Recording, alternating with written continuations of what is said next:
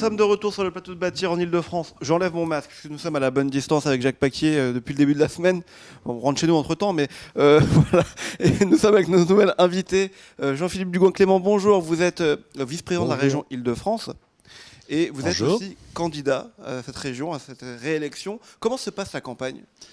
C'est une campagne, on est dans le domaine de l'inconnu parce qu'on est en campagne en mode Covid, sur une campagne extrêmement dématérialisée. Ça fait uniquement quelques semaines maintenant qu'on commence à pouvoir reprendre des rythmes normaux avec des réunions, avec des rencontres présentielles. Donc une campagne difficile parce que dématérialisée, puis une campagne aussi difficile pour motiver, pour intéresser les gens. La réalité, c'est que beaucoup de Français vivent aujourd'hui le déconfinement, que le sujet c'est de savoir comment est-ce qu'on va pouvoir organiser ses vacances, comment est-ce qu'on va s'organiser, est-ce qu'on reste en télétravail, est-ce qu'on reprend du présentiel.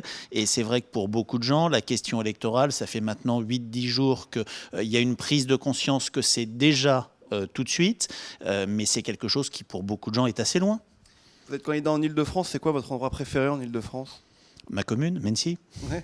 Pourquoi il faut aller la visiter ? Qu'est-ce qu'on y trouve ? Déjà un excellent maire, voilà. Et puis au-delà de ça, non, c'est pour moi une commune que j'aime, mais enfin quand vous êtes maire, vous n'êtes pas objectif. Voilà, moi j'invite tout le monde à venir visiter le parc de Villeroy, les marais de l'Essonne. C'est une commune verte, c'est une commune qui est à la limite de l'Île-de-France très urbanisée et rurale. Voilà, c'est un très beau lieu. Voilà, j'ai très envie d'y aller maintenant, merci. Jacques Paquier est avec nous du Journal du Grand Paris. On va parler aménagement du territoire, logement, parce que c'est aussi un thème de campagne. Tout à fait, absolument. C'est un thème de campagne et puis c'est une des compétences de la région renforcée par la loi NOTRe. Et c'est un des sujets d'ailleurs qui est débattu. Valérie Pécresse a dévoilé ses propositions récentes. Vous pouvez peut-être nous redire celle qui vous tient le plus à cœur, Jean-Philippe Dugouin-Clément. 35 000 logements supplémentaires pour les étudiants, 65 nouveaux écoquartiers. Le logement, Valérie Pécresse en parle souvent, c'est un sujet majeur du programme de la candidate. C'est un sujet majeur et essentiel pour deux raisons fondamentales. Il faut rappeler ce qu'est la région Île-de-France. C'est 12 300 000 habitants, c'est un pays, c'est plus d'habitants que la Belgique, et c'est une région qui, n'en déplaise aux apôtres de la décroissance, qui se pose la question de savoir s'il faut avoir des enfants. J'entendais encore M. Bayou dire ça dans un débat hier.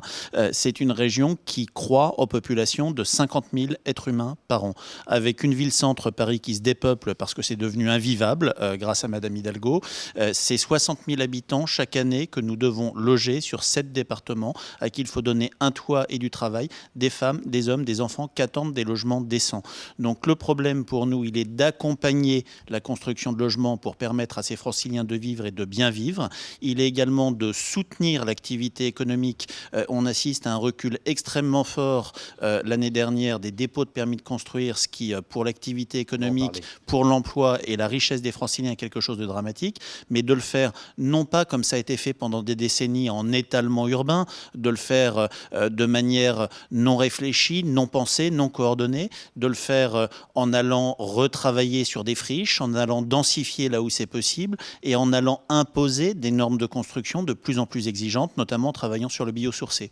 Alors vous êtes maire par exemple, je ne sais pas comment vous faites, mais les promoteurs, les constructeurs dans leur ensemble déplorent des visées très très restrictives des PLU et un nombre de permis de construire délivrés qui chute. Comment vous analysez ça ? Quel rôle la région peut-elle avoir pour quand même construire du logement à l'heure du zéro artificialisation nette ? On voit bien que c'est très compliqué. Comment vous analysez toutes ces contradictions apparentes ? On est aujourd'hui dans une gauche qui est récessive et schizophrène. La gauche a été généreuse. Elle a fait la loi du flot pour permettre à tout le monde d'avoir un logement en imposant 25% de logements sociaux. Ces mêmes écologistes héritiers de Madame Duflot qui vous disent qu'il faut du logement social dans les villes vous traitent de maire bétonneur quand vous construisez pour vous conformer à la loi. Donc aujourd'hui, on a un mouvement politique qui fait qu'un maire qui assume de donner un toit à ses habitants, de respecter la loi, se met en position de prise de risque. Et donc beaucoup de maires sont sur la défensive et le reculoir par rapport à ça. Première chose. Deuxième chose, on sait que les périodes électorales sont des périodes de ralentissement. On sort des municipales qui ont traîné sur 6 mois avec les établissements des intercommunalités du fait de la Covid.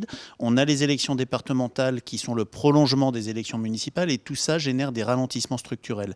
Et puis, la question de l'objectif du zéro artificialisation nette, pour nous, ça n'est pas un empêchement à la construction. Ça veut dire qu'il faut repenser repenser la façon dont on construit, qu'il faut construire mieux, qu'il faut aller travailler, je le disais, sur les friches, qu'il faut aussi aller travailler sur le fait de casser des quartiers qui ont été faits de manière totalement mono-usage. On a des secteurs d'aménagement commerciaux entiers qui se dépeuplent, se dévitalisent du fait de la concurrence, de la dématérialisation du commerce en ligne. On a ces secteurs qu'on peut réaménager, sur lesquels on peut retravailler, et il existe d'ailleurs exactement la même chose sur des quartiers de bureaux. Vous partagez la conviction de votre tête de liste sur le fait que la hauteur peut être une solution pour résoudre ces contradictions, construire plus haut? Si je ne partageais pas les convictions de ma tête de liste, je serais sur une autre liste. Ensuite, construire plus haut. Vous savez, les quartiers haussmanniens, c'est une des plus grandes densités d'Europe. Et pourtant, je ne pense pas que dans le 16e arrondissement, les gens vivent mal. Et quand je vois le prix du mètre carré, la hauteur n'est pas quelque chose qui est une gêne. Ce qui est une gêne au bien vivre, c'est la conception d'un logement, c'est la taille du logement, c'est les espaces verts, les espaces publics qui sont offerts autour de ce logement, c'est l'aménagement urbain dans son ensemble. Et puis il y a quelque chose sur lequel on a encore aujourd'hui très peu l'habitude de travailler en termes d'urbanisme et qui pour moi est un des grands enjeux, c'est les espaces partagés.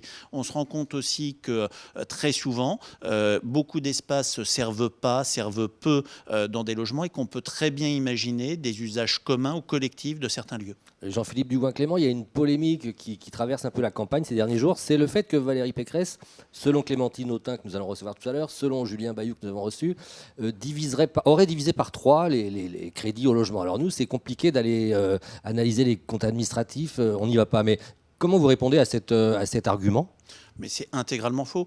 Avant la crise de la Covid, on n'a jamais autant construit en Ile-de-France. Vous savez, on est sur une gauche qui n'a strictement rien à dire, qui a un bilan après une génération de gestion de cette région, de 98 à 2016, 18 ans, où ils n'ont rien fait, où on a été la dernière région de France en matière environnementale, en matière de développement des transports, en matière de construction de logements, qui essaye de se refaire une virginité. La virginité, il n'y a que chez les hyènes que ça pousse une deuxième fois. Écoutez, je profite quand même parce que je vois que le franc-parler est là. Sur le volet institutionnel, il y a cette proposition de loi de Gouffier-Cha-Rupin qui consiste à transformer la métropole en un pôle métropolitain et les EPT en EPCI. Alors, on ne va pas faire du droit administratif, mais vous adhérez, vous contestez. Quel est votre modèle idéal, vous, dans ce débat éternel sur le millefeuille en Ile-de-France ? Mais on a un pays qui, de toute façon, est incompréhensible pour les gens qui y habitent, qui est trop complexe, qui a trop de strates, trop de structures, trop de compétences imbriquées les unes dans les autres. Et l'Île-de-France, c'est le summum du tout, puisqu'on a réussi à créer des instances supplémentaires avec la MGP. Alors, il y a 2 parlementaires de l'AREM, vous l'avez dit, qui ont déposé ce texte, qui visiblement n'est allé nulle part. Objectivement, rien ne se fera dans l'année qui vient. On le voit avec la loi 4D, qui devait être quelque chose d'important, qui est une montagne qu'accouche d'une souris. Moi, je pense qu'on doit simplifier, qu'on doit avoir sur la première année du prochain quinquennat une concertation avec l'ensemble des élus, avec une ligne qui est de dire on simplifie, on rend les choses plus visibles et plus opérationnelles, mais que ça doit ressortir d'une concertation avec les élus. Ah oui, justement, vous parlez de la loi 4D. Vous-même, en tant que maire, que vice-président d'une région, vous êtes pour la différenciation, pour des lois qui soient potentiellement, ou des règlements qui soient différenciés d'une région à l'autre, pourquoi pas d'un département à l'autre ? Oui, la réalité de la Corse, c'est pas celle de l'Occitanie, de l'Île-de-France ou du Grand Est. Des attentes peuvent être différentes pour répondre aux besoins des territoires. Ceci étant, la loi 4D, encore une fois, on est sur une loi qui ne change rien. On est sur une loi qui correspond à quelques ajustements techniques qui étaient attendus, mais il n'y a aucun souffle. Voilà, c'est un soufflet qui est retombé. Merci beaucoup. Merci Jacques Paquier du journal du Grand Paris. Pour terminer, on va faire un que oui, que non. Je sais que vous aimez bien ça, monsieur Dugouin-Clément. Je vous fais des propositions, vous répondez que par oui ou que par non. Est-ce que selon vous, Kylian Mbappé va prolonger au Paris Saint-Germain ? Que oui. Ça, vous l'espérez, ça veut pas dire qu'il va le faire. Que oui. Voilà, très bien. Que oui, que non. Est-ce que vous êtes fait vacciner ? Que oui. Ah, vous êtes fait vacciner, mais je crois que vous étiez contre le vaccin au début. Il n'y a que les imbéciles qui changent jamais d'avis. Que... Très bien. Que oui, que non. Est-ce que vous pensez que Valérie Pécresse sera candidate en 2022 ? Que oui. Très bien. Que oui, que non. Est-ce que vous croyez qu'Emmanuel Macron sera réélu en 2022 ? Que non. Très bien. Que oui, que non. Est-ce que vous avez déjà été un défi en politique ? Que oui. Vous l'êtes encore aujourd'hui ou pas du tout ? Que oui. Très bien. Que oui, que non. Est-ce que ça vous arrive de vous commander un petit McDo à la mairie ? Que oui. Vous avez déjà commandé un McDo à la mairie ? Je vais le chercher. Ah, vous allez le chercher. Très bien. Merci à vous d'avoir été Alex, avec nous. je peux faire un que oui, que non. Je me lance. Allez-y. J'ose. Est-ce que la lucarne d'Evry que vous avez réussi était un montage, Jean-Philippe ? Que non. Merci. On fait des privés jokes. Alors, j'avais pas compris, mais c'est quoi la lucarne d'Evry? Alors, Jean-Philippe, si vous voulez raconter, c'est Bah un oui. truc assez spectaculaire qui a circulé sur Twitter. Voilà, mais vous allez en parler mieux que moi puisque c'est vous qui avez. En fait, marqué le but. c'est né il y a 1 an et demi, 2 ans. Ah c'est oui, dans le j'ai quartier vu. des Pyramides. Je l'ai vu, bien sûr. Vous tapez le ballon d'un côté de la rue pour aller viser une lucarne, qui est une lucarne d'un local d'ordures ménagères. Et enfin, ça s'est monté un truc de fou parce que c'est la veille au soir. Je suis prévenu par quelqu'un avec qui je m'entends bien, qui travaille dans le service animation de ma commune, qui est le frère de la personne qui organise ça à Évry, et qui me dit: Monsieur le maire, est-ce que vous voulez venir demain faire la lucarne? Je dis, bon, pourquoi pas voilà. Et donc le truc, on a 3 essais pour marquer la lucarne. Alors ça fait 10 ans que j'ai pas tapé le ballon, et donc je le marque au 2e essai. Et quand vous marquez dans les 3 essais, vous avez le droit de signer le ballon. Donc j'ai signé le ballon.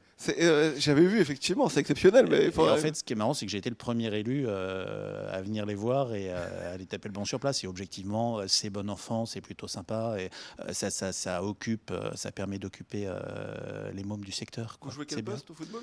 Moi, j'étais plutôt défensif et dur sur l'homme. Très bien. Bah, écoutez, très bien. Merci à vous en tout cas d'avoir Merci été beaucoup. avec nous.